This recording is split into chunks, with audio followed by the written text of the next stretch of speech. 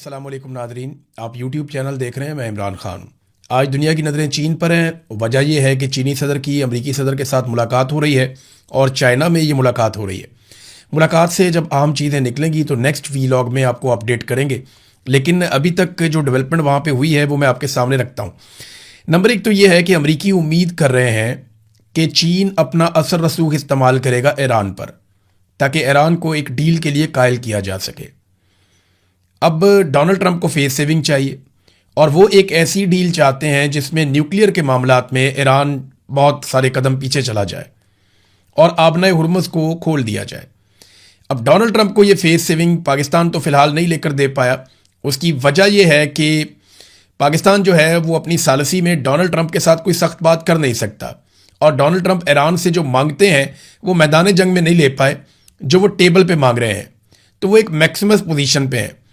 हाँ, चाइना का ये मामला है कि चाइना ईरान के तेल का खरीदार है और वो पाबंदियों की परवाह नहीं करता, तो ईरान की इकोनॉमी कहीं ना कहीं चाइना के साथ जुड़ी है और चाइना ने बहुत पैसा ईरान में लगाया भी है। जैसा कि चाबहार बंदरगाह है, वहाँ पे पैसा लगाया। जो पाकिस्तान से सी पैक गुजरा है, एक्चुअली ये बेल्ट एंड रोड इनिशिएटिव है चाइना का, और इस सिलसिले में चाइना ने जहाँ पे बहुत सारे ममालिक में पैसा लगाया, वहाँ पे चाइना ने अपना पैसा ईरान में भी लगाया। लिहाजा उनके स्टेक्स हैं और चाइना ईरान को वो बातें मनवा सकता है जो बातें अमेरिका या पाकिस्तान नहीं मनवा सकते। लेकिन कुछ चीज़ें ऐसी हैं जिनके ऊपर ईरान कंप्रोमाइज़ नहीं करेगा, और मुझे नहीं लगता कि चाइना उन चीज़ों के लिए ज़्यादा दबाव डालेगा। बहरहाल एक खबर आई है और उसमें दावा किया जा रहा है कि डोनाल्ड ट्रंप से मुलाकात से पहले ही, यानी जो प्रेसिडेंट शी की मुलाकात होनी है डोनाल्ड ट्रंप से, उस मुलाकात से पहले ही इस बात पर दोनों मुल्कों का इत्तफाक हो गया है कि आबनाए हुर्मुज़ में से किसी भी मुल्क को यह हक नहीं होना चाहिए कि वो टोल टैक्स वसूल करे। अब ये दावा किया जा रहा है अमेरिकी मीडिया में, और ये दावा किया जा रहा है इस हवाले से कि डोनाल्ड ट्रंप और प्रेसिडेंट शी की मुलाकात से पहले वज़ीर ख़ारजा की मुलाकात हुई है, जिसमें मार्को रूबियो अमेरिका की तरफ से थे और वांग जी चाइना की तरफ से थे। तो ये बड़ी एक अहम मुलाकात हुई है और इसकी एक बड़ी खबर ये बताई जा रही है। बहरहाल ये तो जब डेवलपमेंट्स होंगी, अगली खबरें आएंगी, तभी पता चलेगा कि क्या होता है।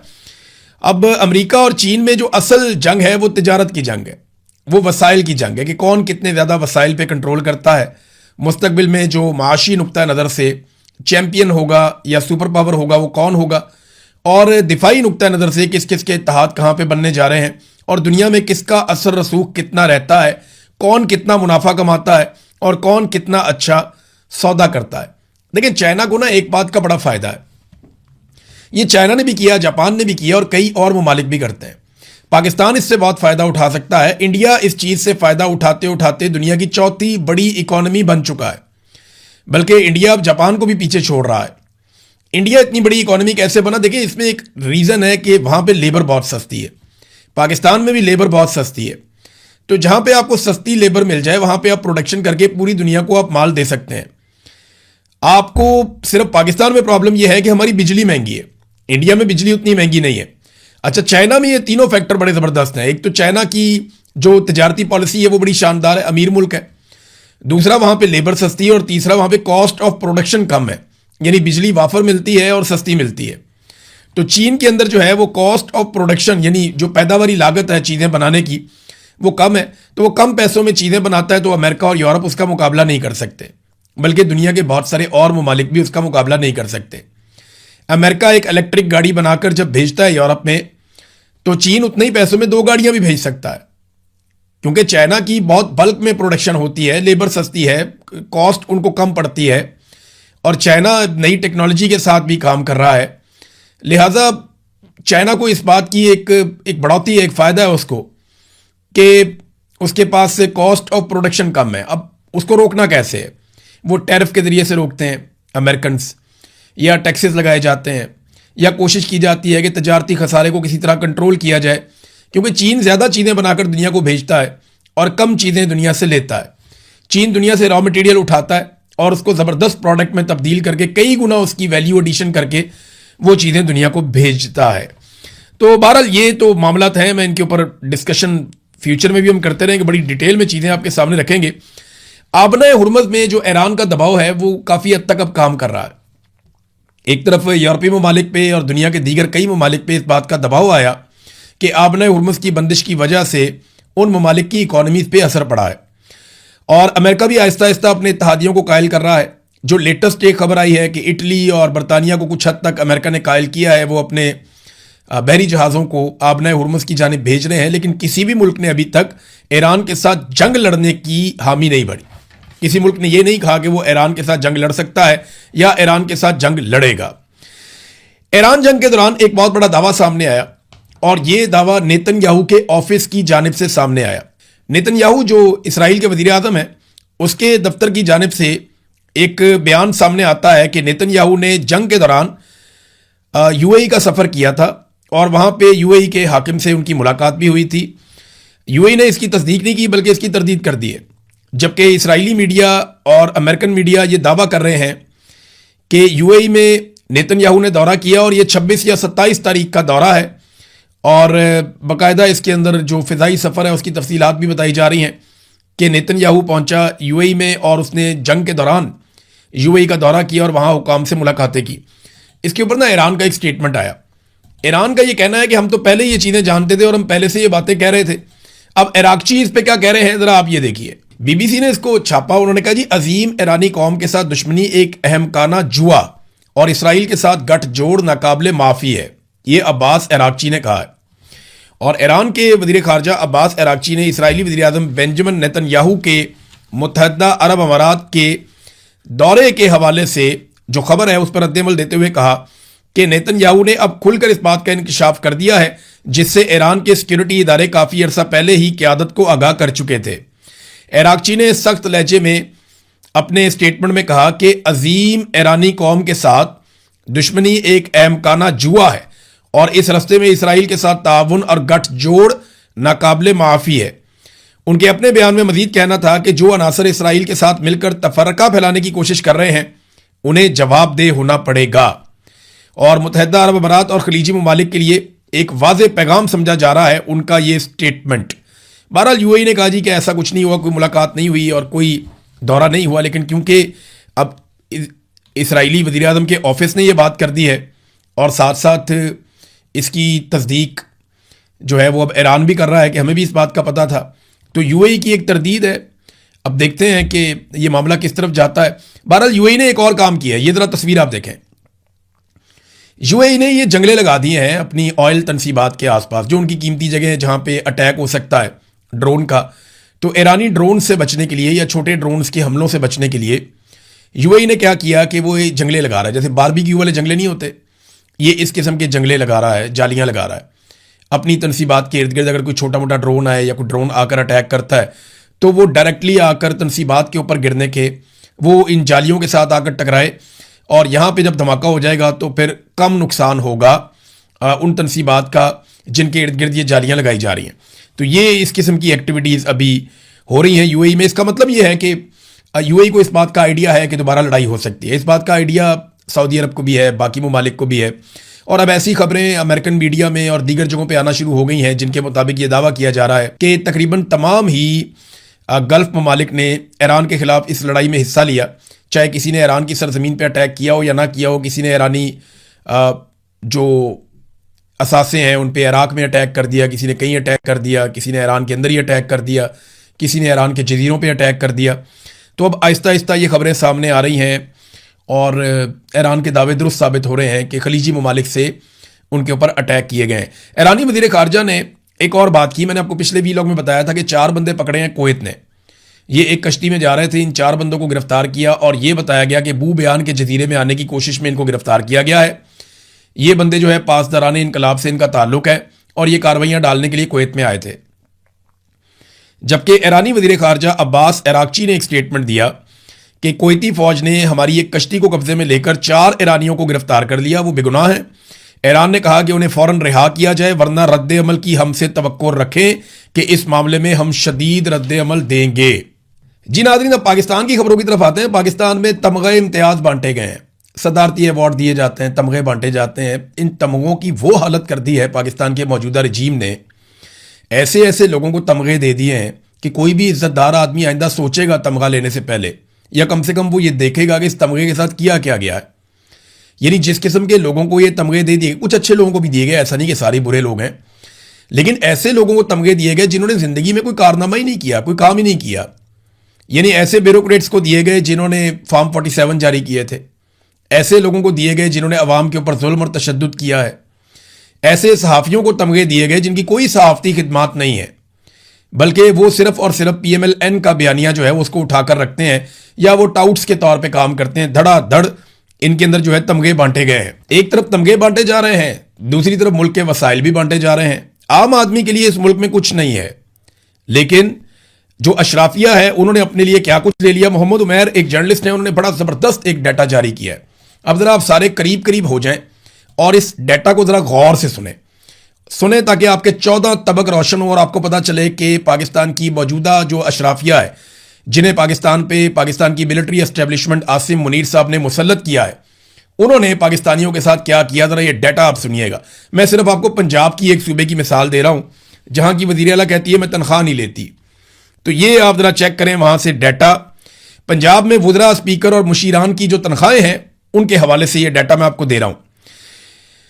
पहले जो है एक रुकन पंजाब असेंबली की तनख्वाह होती थी 76,000 रुपए, अब वो तनख्वाह है 4 लाख रुपए। आप देख रहे हैं कितना इजाफा हुआ, 76,000 से 4 लाख तक पहुंचा दी, लगभग 5 गुना, 500% तक का इजाफा हुआ। पंजाब के सूबाई वजीर पहले 1 लाख रुपए लेते थे, अब 9,60,000 रुपए लेते हैं, 10 गुना इजाफा हो गया। स्पीकर पंजाब असेंबली पहले 1,25,000 रुपए लेते थे और अब 9,50,000 रुपए ले रहे हैं। डिप्टी स्पीकर की तनख्वाह पहले 1,20,000 रुपए थी और अब 7,75,000 रुपए है। पार्लिमानी सेक्रेटरी की तनख्वाह पहले 83,000 रुपए हुआ करती थी और अब 4,51,000 रुपए तक यह तनख्वाह पहुंच गई है।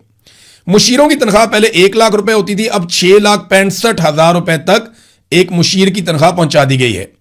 वजीर आला के स्पेशल असिस्टेंट की तनख्वाह पहले 1 लाख रुपए थी, अब 6,65,000 रुपए तक पहुंचा दी गई है। पंजाब हुकूमत ने मिनिस्टर, स्पीकर और डिप्टी स्पीकर का लीव अलाउंस तनख्वाह के बराबर करने का फैसला किया है। छुट्टी होने के बावजूद इनको पूरी तनख्वाह दी जाएगी और ये BBC पे भी, एक्सप्रेस न्यूज पे भी ये खबर छपी है। अब आप नाजरीन अंदाजा करें कि आम आदमी को इन्होंने क्या दिया। क्या जब से ये लोग आए तब से लेकर अब तक सरकारी मुलाजिम की तनख्वाह 100% भी बढ़ी है? यहां तो 500% से लेकर 1,000% तक इन्होंने, यानी 5 गुना से 10 गुना इन्होंने इजाफा कर लिया। तो एक आम आदमी जो है ना उसको आधा गुना भी नहीं मिला, यानी 50% भी बढ़ोतरी उसकी नहीं हुई। जो तनख्वाहें पिछले दौर में थी उसके साथ आप मवाजना करके देख लें, इन्होंने सारी रेवड़ियां आपस में बांटी हैं। आम आदमी के लिए ये पाकिस्तान छोड़ा ही नहीं इन्होंने, ये अशराफिया का पाकिस्तान बन गया है। वो दिन रात लूट मार कर रहे हैं। गरीब आदमी की तनख्वाह बढ़ानी होगी ना सरकारी मुलाजिम की, कहेंगे जी हम IMF से पूछ के बताएंगे, IMF हमें इजाजत देगा। गरीब को सब्सिडी या सहूलत देनी है जी, IMF से पूछेंगे। अपने जहाज ये जब मर्जी लेते हैं, गाड़ियां ये जब मर्जी लेते हैं, अयाशियां ये जब मर्जी करते हैं, बैरूनी दौरे जब मर्जी करते हैं, महंगे तरीन अल्ले तलल्ले खर्चे जब मर्जी करते हैं, अपनी तनख्वाहें जब मर्जी बढ़ा लेते हैं, इन्हें पूछने वाला कोई नहीं। अपने जजों को भी नवाज रहे हैं, अपने ब्यूरोक्रेट्स को भी नवाज रहे हैं और अपने सियासतदानों को भी नवाज रहे हैं। सारे मिलकर पाकिस्तानियों का खून चूस रहे हैं और पाकिस्तानियों को वापस कुछ देने के लिए तैयार नहीं है। सबसे ज्यादा खून चूसा जाता है हमारे किसानों का। जरा ये एक डाटा और आप देखें, मैं आपके सामने रखता हूं और इसको आप जाके कंफर्म कर सकते हैं। पाकिस्तान में जो एक DAP की बोरी है ना, ये किसान को चाहिए होती है ना खाद के तौर पे, DAP और यूरिया, ये 2 चीजें तो बहुत ज्यादा उसको जरूरत होती है, इसी से उसकी पैदावार ज्यादा होती है। अब इंडिया में फी एकड़ पैदावार जो है वो पाकिस्तान से दुगनी है, लगभग दुगनी नहीं है तो काफी ज्यादा है। यानी अगर पाकिस्तान में 40 मन फी एकड़ है तो वहां पे 70 मन फी एकड़ तक भी पहुंच जाती है। तो पाकिस्तान में जो है वो DAP कितने की है? 13,000 से 15,000 रुपए का एक गट्टू है उसका, एक बोरी 13,000 से 15,000 रुपए की है। जबकि इंडिया में कितने की है? ये 1,350 रुपए से लेकर 1,400 रुपए तक है। आप अंदाजा कीजिए कहां पे 13 से 15,000 और कहां पे भारत में 1,350 से 1,400 रुपए, 10 गुना का फर्क है। और फासला कितना है? ये एक लकीर का फासला है। उधर पंजाब इंडियन है, इधर पंजाब पाकिस्तान का है। उधर इंडियन किसान है, इधर पाकिस्तानी किसान है। इधर हुकूमत जो है वो मिलिट्री एस्टेब्लिशमेंट ने बनाई हुई है, वहां पे अवाम ने बनाई हुई है। तो 10 गुना कीमतों का फर्क है, 10 गुना कीमतों का फर्क है वहां पे डीएपी के अंदर। अब जरा आप आ जाएं कि यूरिया की कीमत में, और वो इंडियन रुपए में इसलिए कह रहा हूं कि वो कमाते भी फिर इंडियन रुपए में ही है। यूरिया की कीमत जो है पाकिस्तान में 4,000 से 5,000 के बीच में रहती है, यानी बहुत कम कीमत वाली यूरिया जो है वो आपको 4,000 मिल जाती है। 4800, 4500, 5,000 यहां तक यूरिया की कीमत जाती है। और इंडिया में यूरिया की, यही वाला यूरिया जो है 300 रुपए का, इसका इतना ही वेट है, और 300 रुपए में आपको इसकी बोरी मिल जाती है। कितना फर्क है। वो अपने किसानों को कैसे ऑब्लाइज कर रहे हैं और हम अपने किसानों के साथ क्या कर रहे हैं, ये सब आपके सामने है। पहले किस्तों में बिल जमा करवा देते थे आम लोग, अब वो सहूलत भी मेरे पास इत्तला आई है कि वापस ली जा रही है। लोगों को मजबूर किया जा रहा है। पहले कर देते थे ना, 2-3 महीने की किस्तें बना देते थे बिल की, जो आदमी अदा नहीं कर पाता था।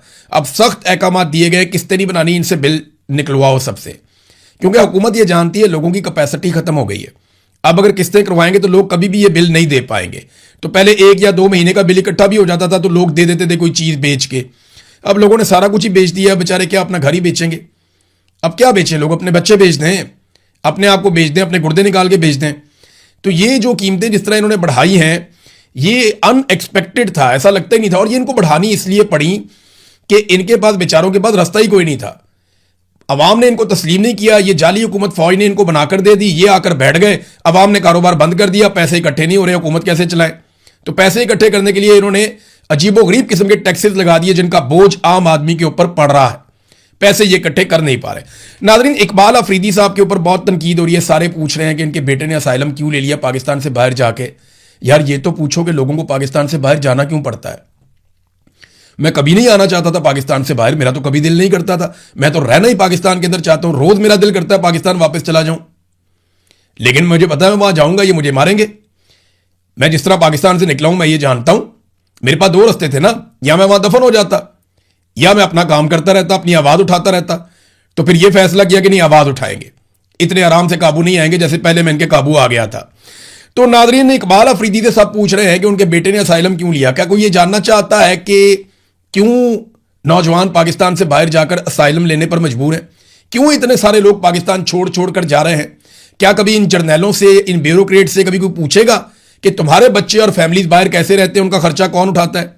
क्या कभी इनसे पूछा जाएगा कि इतनी महंगी तालीम तुम अपने बच्चों को कैसे दिलवा सकते हो अपनी तनख्वाह के अंदर? यानी इनके पास तो कुछ नहीं है ना, मिडिल क्लास के, गरीब क्लास के लोग हैं ये, और इनको तनख्वाह मिलती है।